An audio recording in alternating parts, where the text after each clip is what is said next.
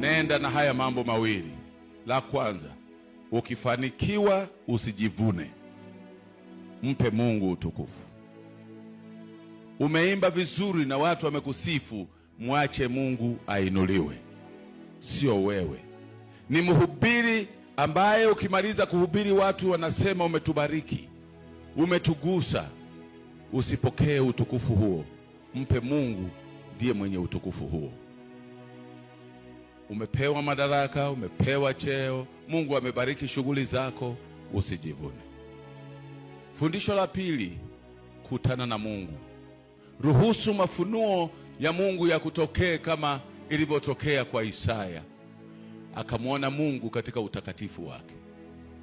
Alipokuwa hekaluni, hekalu, tukufu wa hekalu la dunia ukaungana na hekalu la mbinguni. Akamwona yeye aliye mtakatifu. Badala ya kusema ole wako, akasema ole wangu.